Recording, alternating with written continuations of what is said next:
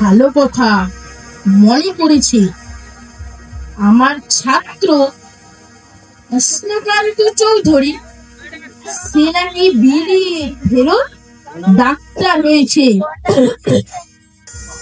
সপ্তাহে একদিন কোলাঘাটে আসে। আজ ওকেই দেখাতে কোলাঘাট যাব। যাই, সকাল সকাল বেরিয়ে পড়ি, অনেকটা পথ হেঁটে যেতে হবে।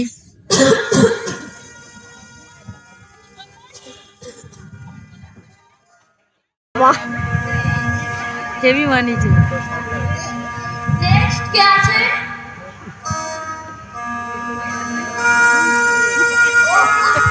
আপনার নাম কি? অঙ্কুশ উদারি। আপনার বয়স কত? 58। ঠিক আছে, ডাক্তার বাবুকে দেখাবেন তো? হ্যাঁ। ফিসটা জমা করুন। কত? 1000 টাকা। 1000 টাকা? আপনি কি জানেন না?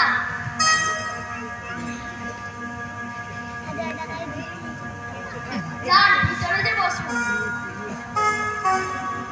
নেক্সট কে আছে? আপনার নাম কি? আয়ুষ পাল। বয়স কত? 57। ঠিক আছে, ডাক্তার বাবুকে দেখাবেন তো? হ্যাঁ। ফিসটা জমা করুন। কত? 1000 টাকা। 1000 টাকা?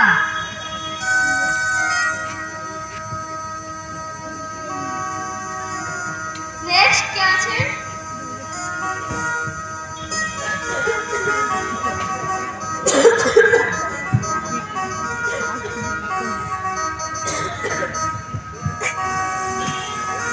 আপনার নাম কি? আমার নাম বিবেকানন্দ মাইতি। সবাই আমাকে বিবেক বাবু বলে ডাকে। আপনার বয়স কত? আমার বয়স 70। ঠিক আছে, ডাক্তার বাবুকে দেখাবেন তো? হ্যাঁ। ফিসটা জমা করুন। কত ফিস মা? 1000 টাকা। 1000 টাকা? আমার কাছে তো মা অত টাকা নেই। আমার কাছে আছে মাত্র 200 টাকা। 200 টাকায় হবে না। ডাক্তার দেখাবেন মাত্র 200 টাকায়? পুরো 1000 টাকাই লাগবে। মা, তবু তুমি একবার বলে দেখতে পারতে যে বিবেক বাবু এসেছে। ও আমার ছাত্র ছিল।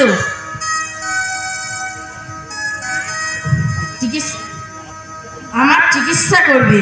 এটা কোনো সেবাশ্রম নয় যে আপনাকে আমরা বিনা পয়সায় সেবা দেব। ডাক্তার বাবুকে দেখাতে গেলে পুরো পয়সা নিয়ে আসবেন। তবু মা, তুমি একবার বলে দেখতে পারতে যে বিবেক বাবু এসেছে, ও যে আমার ছাত্র ছিল। আপনি এখন জানতো, আমার সময় নষ্ট করবেন না। কি আর করা যাবে মা, তুমি তো আমার কোনো কথাই রাখলে না। আর পয়সার অভাবে চিকিৎসাটাও করা হলো না। যাই, আবার ফিরে যাই।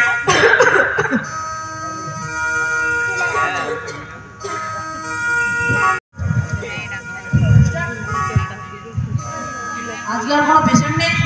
না স্যার, আর কোনো পেশেন্ট ছিল না। ডাক্তার ছিল, ওনার কাছে টাকা ছিল না, তাই আমি ওনাকে তাড়িয়ে দিয়েছি। কেন দাঁড়িয়ে দিয়েছেন কেন? ভিজিট 1000 টাকা, নিয়ে এসেছে 200 টাকা। আবার বলছিল আপনি নাকি ওনার ছাত্র। আমি ওনার ছাত্র? তা উনি নাম কি বলছিল? নামটা কি যেন? হ্যাঁ, মনে পড়েছে, বিবেক বাবু, বিবেকানন্দ মাইতি। বিবেক বাবু? ও, বিবেক বাবু এখানে এসেছিলেন? তাহলে কি চলে গেছে? হ্যাঁ, উনি চলে গেছেন। অ্যাকচুয়ালি কিছুতেই যাচ্ছিলেন না, আমি তাড়িয়ে দিয়েছি। না না সিস্টার, এটা আপনি মোটেও ঠিক করেন। মোটেও না। ওনাকে একবার তাড়িয়ে দেওয়ার আগে আমাকে বলে দেখতে পারতে। তা কতক্ষণ আগে উনি গেছেন? স্যার, একটু আগেই তো বেরিয়ে গেলেন। আচ্ছা, দেখছি ওনাকে পাই কি না।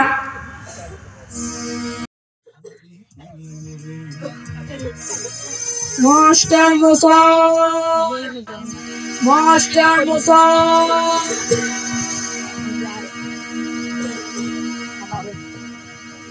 মাস্টার মশাই দাঁড়ান।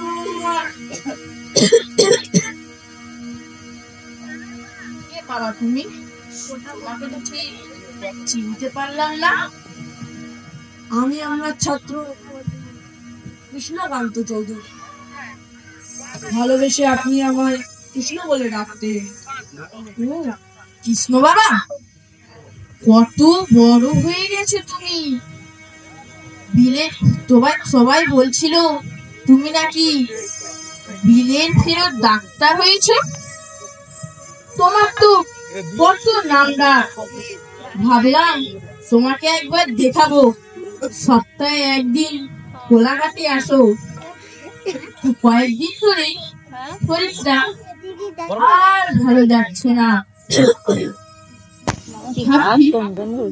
ভালো কোনো ডাক্তার দেখাবো, খুবই খারাপ।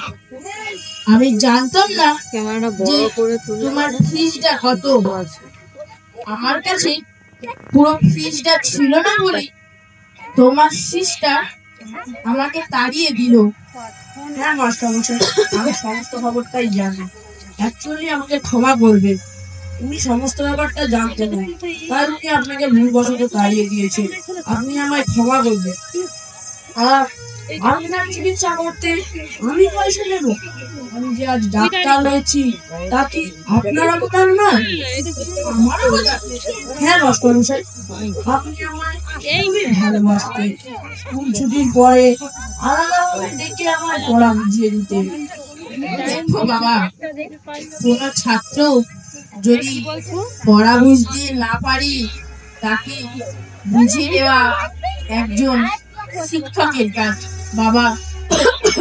হ্যাঁ মাস্টার, শুধু কি তাই, আমার খিদে পেলে আপনি আপনার নিজের ব্যাগ থেকে টিফিনটা বের করে আমায় খাওয়াতে। এসব কথা মনে আছে কৃষ্ণ বাবা? হ্যাঁ মাস্টার, ফাইনাল পরীক্ষার ফিস দিতে না পারায় যখন স্কুল থেকে অ্যাডমিট কার্ডই দিচ্ছিল না, তখন আপনি আপনার নিজের ব্যাগ থেকে পয়সাটা বের করে ওনাকে দিয়েছিলেন, যার কারণে স্কুল থেকে আমার অ্যাডমিট কার্ড দিয়েছিল। তাই তো আমি আজ এত বড় ডাক্তার হয়েছি। দেখো বাবা, আমি একজন শিক্ষক, তোমরা ছাত্র। ছাত্রদের ভালো মন্দ দেখার দায়িত্ব তো আমাদের। হ্যাঁ মাস্টার মশাই, একজন ছাত্রের নৈতিক চরিত্র, সমাজের প্রতি তার কর্তব্য এবং একজন প্রকৃত মানুষ হবার পেছনে একজন মাস্টার মশাইয়ের ভূমিকা খুবই গুরুত্বপূর্ণ। জানো বাবা, এখনকার পড়াশোনার ধরন, এখনকার মাস্টারের হাতে লাঠির বদলে এসেছে মোবাইল, আর পড়াশোনার ধরন পুরোটাই পাল্টে গেছে। জানো কৃষ্ণ বাবা, তোমার এখনকার পড়াশোনার চিত্র। চলুন মাস্টার মশাই, দেখি। চলুন, চলো বাবা দেখি।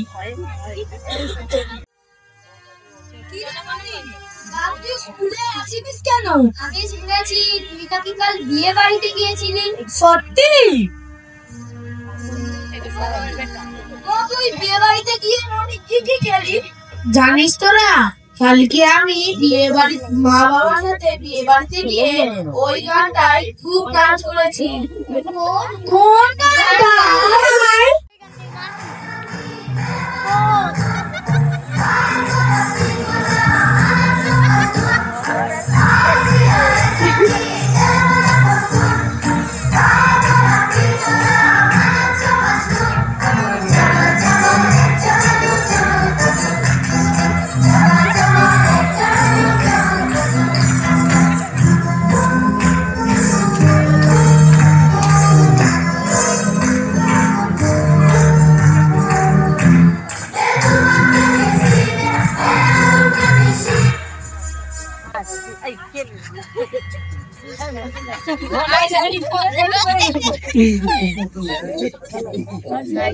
এই মাস্টার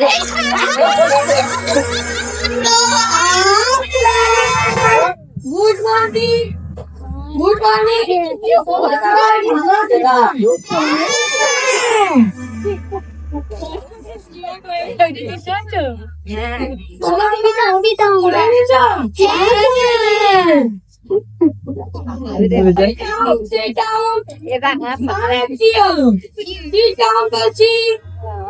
তোরা সবাই দাঁড়িয়ে আছিস কেন রে? ও বুঝেছি, তোরা তো আবার ইংরেজি বুঝিস না। বস বস, বসে পড়।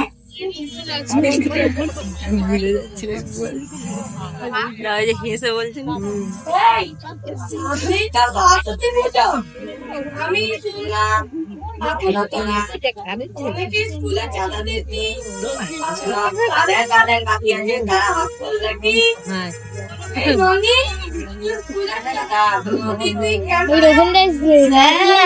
আমাদের একটা ছাগল আছে, সেটা বিক্রি হয়ে গেলে আমি স্কুলে চাঁদা দিয়ে দেবো। ছাগল আছে, সেটা বিক্রি হয়ে গেলে চাঁদা দিবি? ও আচ্ছা,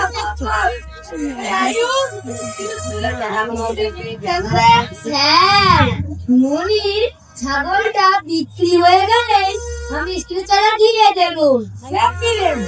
মনির ছাগল বিক্রি হলে তুই স্কুলে চাঁদা দিবি?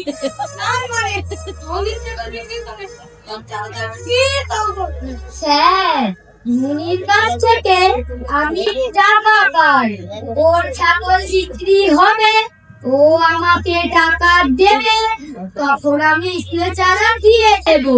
ও আচ্ছা, তুমি কি খবর? এবার তো স্কুলে চাঁদা বাকি আছে, তুই কবে দিবি? স্যার, মনির ছাগলটা বিক্রি হয়ে গেলে স্কুলে চাঁদা দিয়ে দেবো। না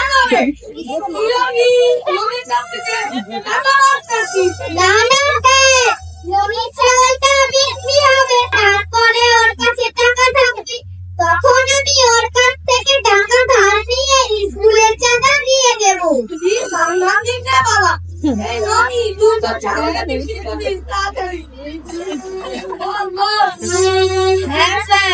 আপনি একদম চিন্তা করবেন না, একটু ভালো দাম পেলে ছাগলটাকে আমি বিক্রি করে দেবো। যত তাড়াতাড়ি পারি ছাগলটা বিক্রি করবি, তাড়াতাড়ি করে তাকে বিক্রি করবি। যা যা, নিয়ে এবার পড়া শুরু করি।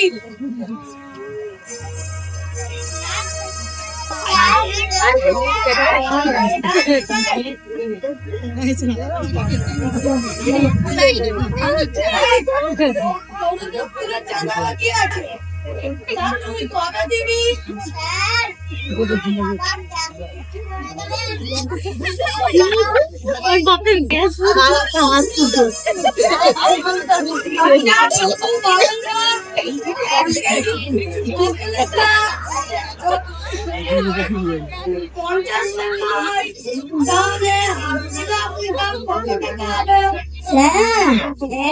আপেলের দাম যদি 50 টাকা হয়, তাহলে 1 কিলো আপেলের দাম হবে 20 টাকা।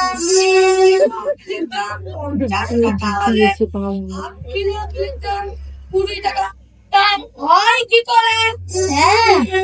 আপেল দেওয়ার সাথে দামাদামি করে কিলো করে নিব, আর 40 টাকা কিলো করে 1 কিলো আপেলের দাম হবে 20 টাকা। তুই তো বড় হয়ে অনেক দূর যাবি দেখছি। আয়ুষ কি খেলে পেট ভরে না? কি খেলে পেট ভরে না? কসম খেলে পেট ভরে না।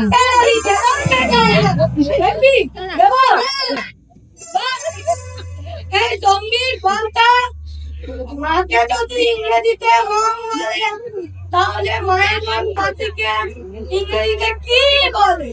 স্যার, ছোট মাসি না বড় মাসি? ছোট।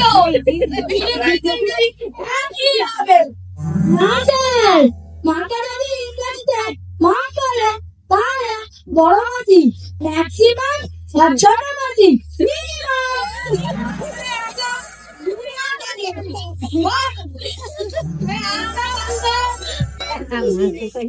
লোহা ডুবে যায় কিন্তু লোহা তৈরি যায় ডুবে না কেন? স্যার, লোহার ড্রাইভার থাকে না, জাহাজে ড্রাইভার থাকে, ওই জন্য লোহা ডুবে যায়, জাহাজ ডুবে না। বাবা খুব ভালো বল। তুমি বলতো পৃথিবীতে কয়টি দেশ আছে?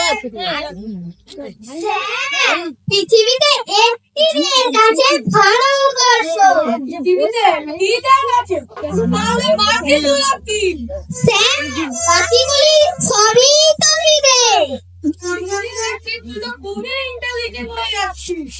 বল এই দুষ্টু বলতো তুমি পিঠে তো সব জিনিস ঠান্ডা লাগে, তার কোন জিনিস থাকলে গরম থাকে?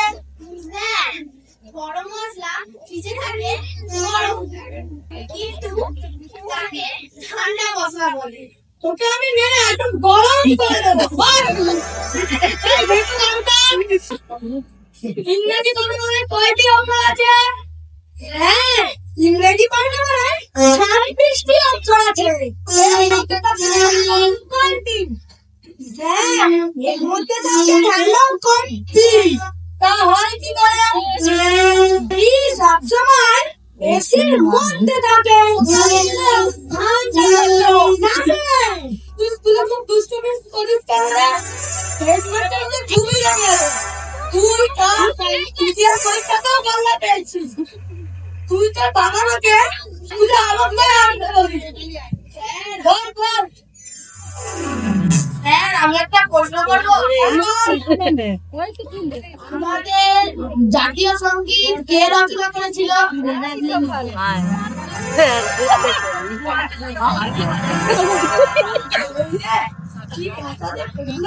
না বলছি।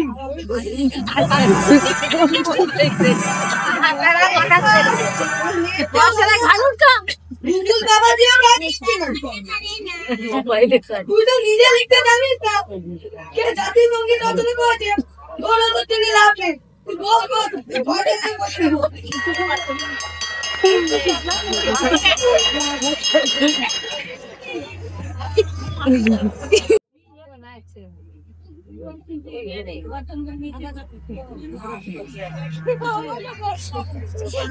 কাজ করতে করতে আমার আর ভাল লাগে।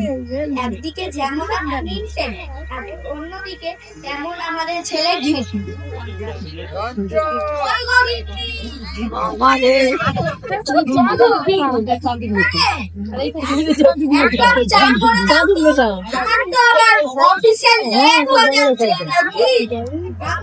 সময় নেই, পারলে নিজে চা করে খাও আর আমার জন্য এক কাপ চা খাও, বুঝলেন? কি বললে তুমি? আমি কেন চা করে খাবো? আমার কাপটা প্লাস্টিক আছে নাকি? প্লাস্টিক? আরে বাবা, ওটা প্লাস্টিক নয়, ওটা প্রেস্টিজ। ওই হলো প্রেস্টিজ।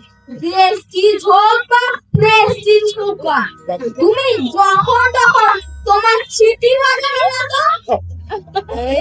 আমার তো একটা হেসপেন আছে নাকি? আরে বাবা, ওটা হেসপেন নয়, ওটা হবে রেসপেক্ট, বুঝলে? দেখো দিদি, তুমি আমাকে ইনফ্যান করবে না।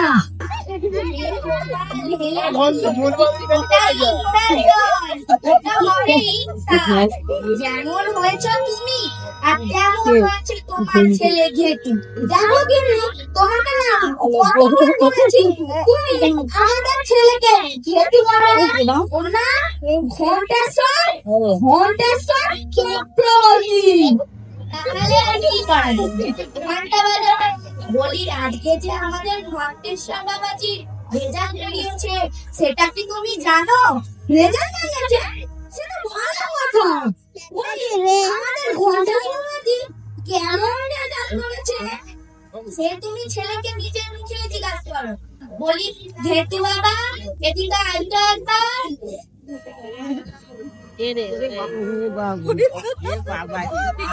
তুমি আমায় ডাকছিলে? আমার রেজাল্ট বেরিয়েছে, বলি পাস করেছি। হ্যাঁ বাবা, ফার্স্টে গুড নিউজ শোনাবো না ব্যাড নিউজ? বাবা, গুড নিউজটা হলো আমি পরীক্ষায় পাস করেছি। খুব ভালো। তাহলে ব্যাড নিউজটা কি ছিল? বাবা, ওই পরীক্ষায় পাস করেছি কোনো না, মিথ্যা ছিল। পরীক্ষায় বাবা, আমি পরীক্ষায় জিপিএ 5 পেয়েছি। জি মানে বললাম, বি মানে পেয়েছি, এ মানে আমি, আর 5 মানে 5টা সাবজেক্টে। দারুণ, তোকে তো নোবেল প্রাইজ দেওয়া দরকার। পাশের বাড়ির টুনিকে দেখ, ও কত ভালো রেজাল্ট করেছে। মা, ওকে কি আর নতুন করে দেখবো? পরীক্ষার হলে ওকে দেখেই তো আমার এই দশা। তুমি কি সব বলছো? ছেলেকে একটু ভালো কথা বলতে না। কি আর ভালো কথা বলবো? হ্যাঁ রে, তুই পরীক্ষায় ফেল করলি কিভাবে? আশিস ডাক্তারের ছেলেও ফেল করেছে। তুই তোরটা বল। মাস্টারের ছেলেও ফেল করেছে। তুই তোরটা বল। এইবার সুব্রত ইঞ্জিনিয়ারের ছেলেও ফেল করেছে। তুই তোরটা বল। মাস্টার ইঞ্জিনিয়ারের ছেলে ফেল করেছে। বাবা, তুমি কোন হরিদাস পাল যে তোমার ছেলে হয় আমি পাস করবো? আমার ছেলের ব্যাপার। হ্যাঁ রে, তুই পরীক্ষার খাতায় কি লিখেছিস? যে স্যার ফোন করেছিল কেন? ও কি লিখেছে? প্রশ্ন ছিল কোথাকার চা বিখ্যাত। হ্যাঁ, বলতে পারো না? তুই কি লিখেছিস? আমি লিখেছি গুনা উতাইত দোকানে খুব বিখ্যাত। আরো লিখেছে দুটো কোন কাজে লাগে। কেন? ও কি লিখেছে? আমি লিখেছি মানুষ মরে গেলে তার লাঠি ভোঁতা টাকা লাগে।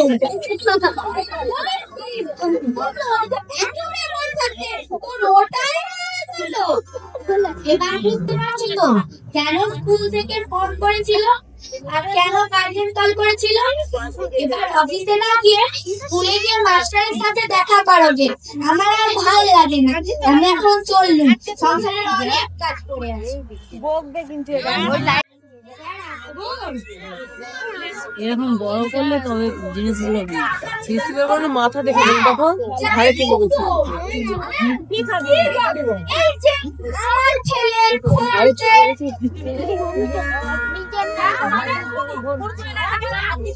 আমি বলছি, আমি শুনছি, আমি বলবো।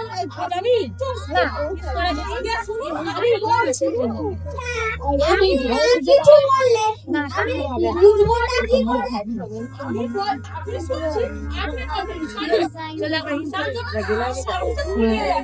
আচ্ছা আচ্ছা, আপনি বলুন।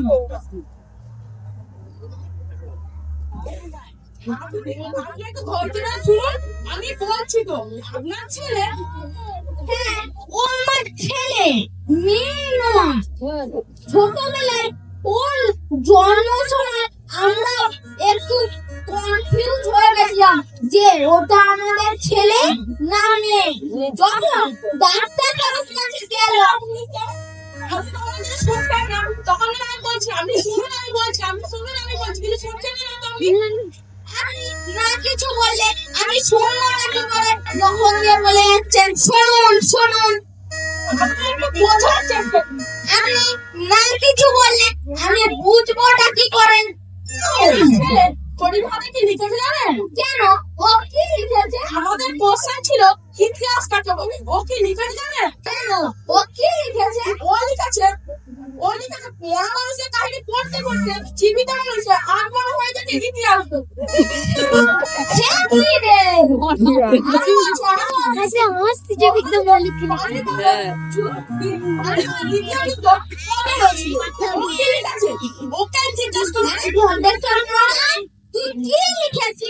বাবা, আমি লিখেছি পানিপথের দ্বিতীয় যুদ্ধ প্রথম ও দ্বিতীয় যুদ্ধের মাঝখানে হয়েছিল। আরো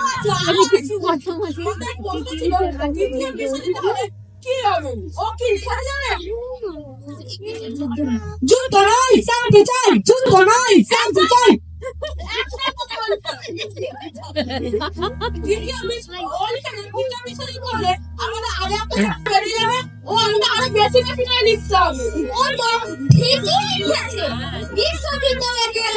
সে তো আরো বিপদ। ওকে আমাকে এক্সট্রা করে ইতিহাসের টিউশনি ক্লাস দিতে হবে। ছেলেটা বোঝায় এরকম পড়াশোনা করে বলে 5টা সাবজেক্টে গোল্লা পেয়েছে। পরে বাবা এরকম বলে আমরা ঘোড়ায় রাস্তাতে ভাবতে হবে না, ওকে স্কুল থেকে বেরিয়ে যেতে হবে। ও তো স্কুল ছুটির পর নিজে থেকে বাইরে বেরিয়ে যায়। হ্যাঁ রে ঘন্টেশ্বর বাবা, তুই স্কুল ছুটির পর নিজে থেকেই বাইরে বেরিয়ে যাস তো? হ্যাঁ বাবা, আমি স্কুল ছুটির পর নিজে থেকেই বাইরে বেরিয়ে বাড়িতে চলে যাই। আরো আছে আমাদের প্রশ্ন ছিল আমাদের বাক্য ছিল চিনি কাকে বলে, চিনিটা কাকে বলেছিল, ও কি লিখেছে জানেন? কেন? ও কি লিখেছে? ও লিখেছে চাটা খুব মিষ্টি। বলি চিনিটা কোথায়? হ্যাঁ রে ঘন্টেশ্বর মরা, এখানে চিনিটা কোথায় গেল? বাবা চিনিটাতে চায়ের সাথে ভুলে গেছে। এটাও ঠিক, চিনিটা তো চায়ের সাথে ভুলে গেছে বলে চাটা তো মিষ্টি হয়েছে। কালকে আপনি স্কুল থেকে বাদ দেবেন। ও তো স্কুল ছুটির পর নিজে থেকেই বাইরে বেরিয়ে যায়। হ্যাঁ রে ঘন্টেশ্বর মরা, তুই স্কুল ছুটির পর নিজে থেকেই বাইরে বেরিয়ে যাস তো? হ্যাঁ বাবা। এবার আমি আপনাদের স্কুল থেকে বলবো।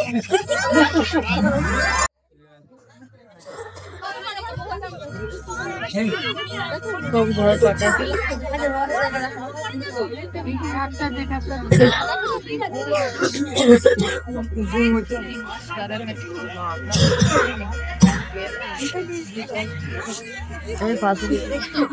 ভালোই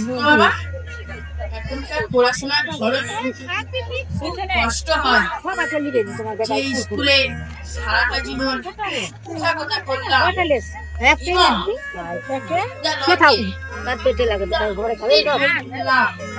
সেই স্কুলে পাশ দিয়ে গেলে খুবই দুঃখ হয়। ভাবি পড়াশোনা পুরোটাই পাল্টে গেছে। হ্যাঁ মাস্টারমশাই, এ তো গেল শিক্ষা ব্যবস্থা, এবার স্বাস্থ্য ব্যবস্থা সেও খুবই ভয়ানক ও বিপজ্জনক। এখনকার ডাক্তাররা মানুষের জীবন নিয়ে ব্যবসা করছে, ছিনিমিনি খেলছে। একজন ডাক্তার পয়সার লোভে ঠিক কতটা নিচে নামতে পারে। চলুন মাস্টারমশাই, সেই দৃশ্যই আপনাকে দেখাতে চাই। চলুন মাস্টারমশাই, দেখবে চলুন। চলো বাবা। কি রে বন্ধু, কোথায় চললি? তুই যাই ডাক্তারের কেস করে? আরে বন্ধু, এখন কথা বলার সময় নেই, ওই পাড়ার চেম্বারে যেতে হবে, ওইখানে যে দেরি হয়ে যাচ্ছে। দাঁড়া দাঁড়া, আমি যত দূর জানি তুই তো আগামী, তাহলে তুই ডিগ্রি বা কবে দিলি, ডাক্তারি বা কবে হলি? আরে বন্ধু, ডাক্তার হতে গেলে ডিগ্রি লাগে না, লাগে একটু ব্যবসায় মনোভাব আর কাস্টমারের সাথে ভালো ব্যবহার আর কয়েকটি ওষুধপত্রের নাম জানলেই হবে। বলিস কি রে তুই? কাস্টমার পাঠাও, কাস্টমার হলো পেশেন্ট। ও তাহলে তোকে আমি ভালো কমিশন দেবো। ঠিক আছে, এখন আমি চললাম, পরে কথা হবে, চেম্বারে যেতে লেট হয়ে যাচ্ছে। চললাম।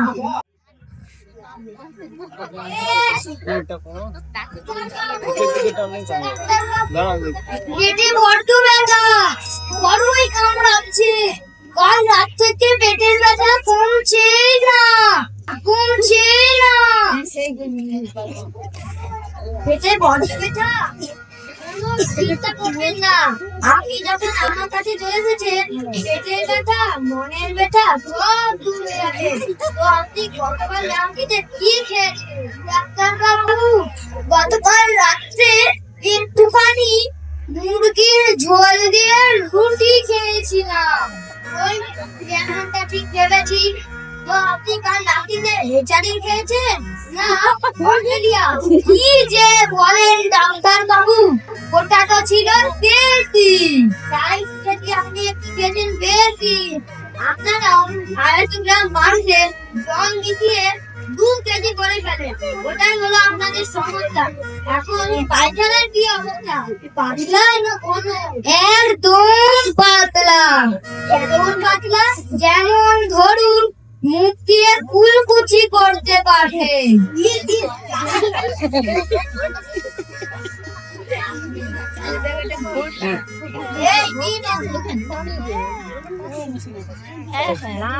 ডাক্তার বাবু, এটা তো জ্বরের রোগ।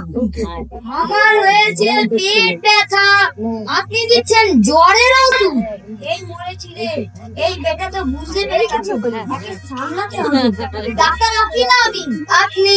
তাহলে আমি যেটা বলবো সেইভাবে খাবেন। এটা আপনি খাবেন 3 বেলায় 5টা, আর ওই আগে পেটটা, এটা 3 আমার 30টা। ডাক্তার বাবু কত দেবো? বেশি নয়, মাত্র 500 টাকা। 500 টাকা? হ্যাঁ।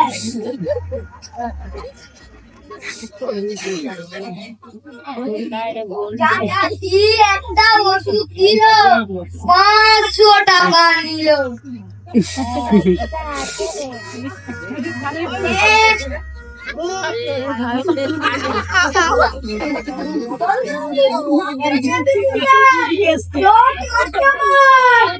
কি বললেন আপনি? ডাক্তার সাহেব, ডাক্তার সাহেব, আপনার কি হয়েছে? হাত নিয়ে গেছে। কি করে?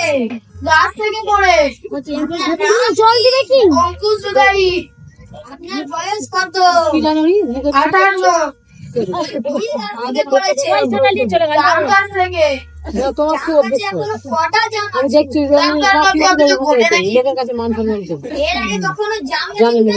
না ডাক্তার বাবু,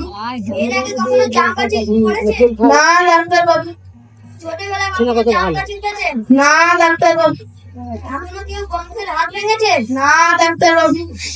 বিয়ে করেছেন? হ্যাঁ ডাক্তার বাবু। আপনার ছেলে মেয়ে কটি? 2টি। আপনার বাবার নাম, আপনার মায়ের নাম, আপনার দাদার নাম? ঠিক আছে, আর লাগবে না।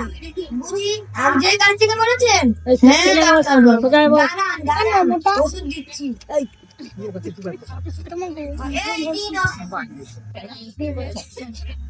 এইটা তো কি ওষুধ? ভেঙেছে আমার হাত, দিচ্ছেন কিডনির ওষুধ? আরে ভাই, আপনি এই বয়সে গাছে উঠতে গিয়েছিলেন কেন? নিশ্চয়ই আপনার পেটে কিডনি কুড়কুড় করেছিল, সেই জন্য আপনি গাছে উঠেছিলেন। কিডনির ওষুধ খাবেন, কিডনি সব মরে যাবে, তখন আর কুড়কুড়ো করবেন না, আর আপনি গাছে উঠবেন না।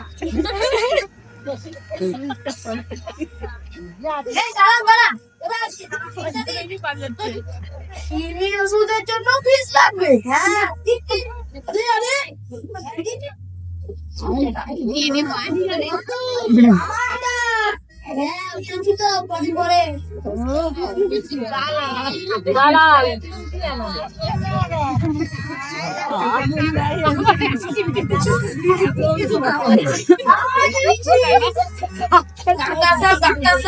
আমার পেটে প্রচুর গ্যাস জমেছে। কি বলেন আপনি?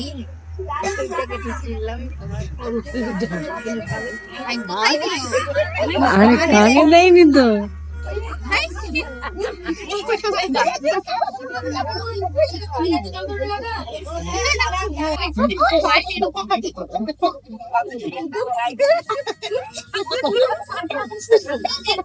আপনার পেটে কোনো গ্যাসই জমেছে? কি বলছেন ডাক্তার? আমার পেটে গ্যাস জমে?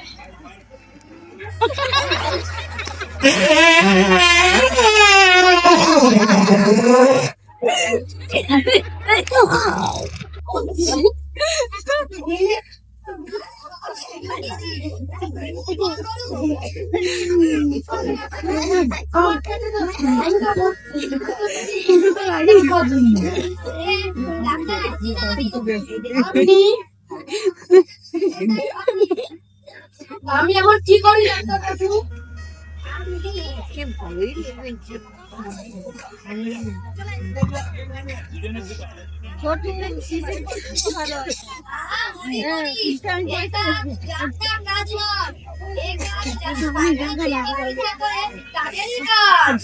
তাহলে আমি এখন কি করি? আমাকেই করতে হবে। মাথায় পড়লো নি ঠিক না? এই কি ভাবি?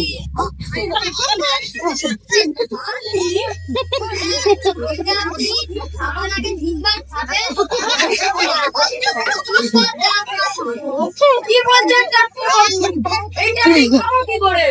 এইটা দেবো। এইটা তো বাথরুম পয়সা করে। এটা ছাড়ো নি।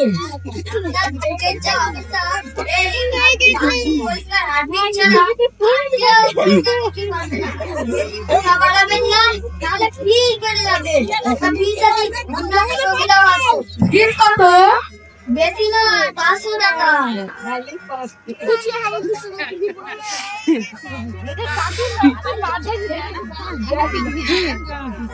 এটা তো আমার ফিস। হারপিকের টাকা কে দিবে? হারপিকেরও দাম? হারপিকের দাম কত? 1000 টাকা। 1000 টাকা। এই হারপিক যে হারপিক না, এটা হলো স্পেশাল হারপিক। তাকে আপনাকে নিতে হবে না 3 দিন। আরে তুমি দিচ্ছি।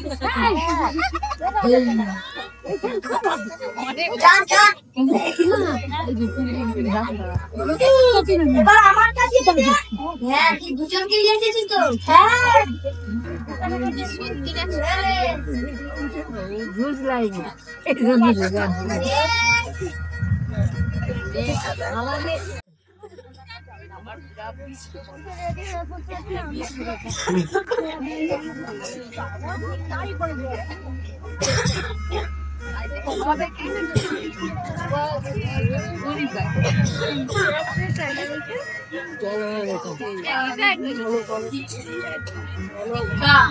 আর স্বাস্থ্য দুটোরই খুব করুণ অবস্থা, যা আমার তোমার চোখ দিয়ে প্রত্যক্ষ করলাম।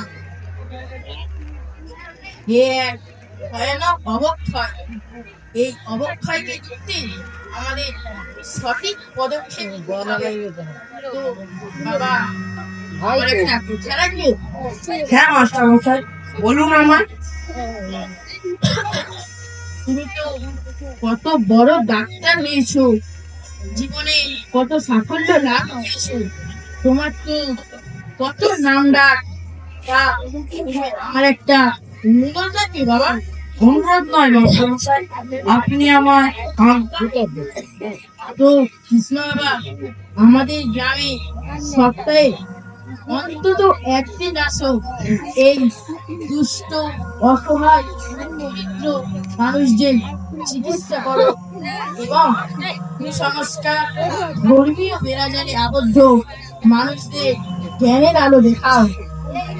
এটা তো তোমাদের মতো নিয়ম মানুষদেরই তো দরকার সঠিক পথ দেখানোর জন্য। হ্যাঁ মাস্টার মশাই, আপনার কথাই শিরোধার্য। আমার বিজি শিডিউল থেকে সপ্তাহে অন্তত একদিন আমি আপনাদের এই গ্রামে আসবো। এদের পাশে দাঁড়িয়ে এদের সুস্বাস্থ্যকর চিকিৎসা দেওয়াই হবে আপনার প্রতি আমার গুরু দক্ষিণা। আসুন মাস্টার মশাই, সুশিক্ষা ও সুস্বাস্থ্য দিয়ে এক নতুন সমাজ গড়ে তুলে মুছে যাওয়া অন্ধকার জ্বলে উঠুক আলো। অন্ধকারের মেঘ সরিয়ে জ্বলে উঠুক আধারে আলো। আধারে আলো, আধারে আলো, আধারে আলো।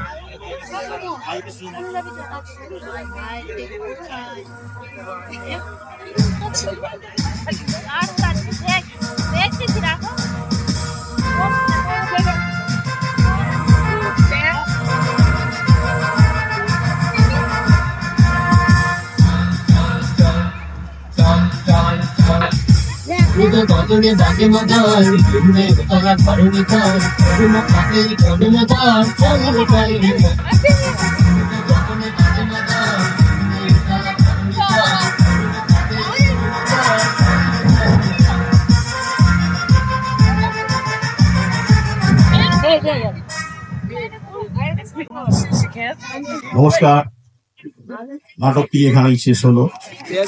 এই সমস্ত প্রতিভাজাদের নাটকটা যদি আপনাদের ভালো লাগে তবে তাহলে এদেরকে অভিনন্দন জানাবেন। খুব অল্প সময়ের মধ্যে মাত্র 10 দিনের মধ্যে এরা এই নাটকটি খুলেছে। যা আপনাদের যদি এরা একটু মনোরঞ্জন করতে পারে তো এদেরকে আশীর্বাদ করতে হবে। নাটকটি এখানেই শেষ, আপনারা একটু অপেক্ষা করবেন।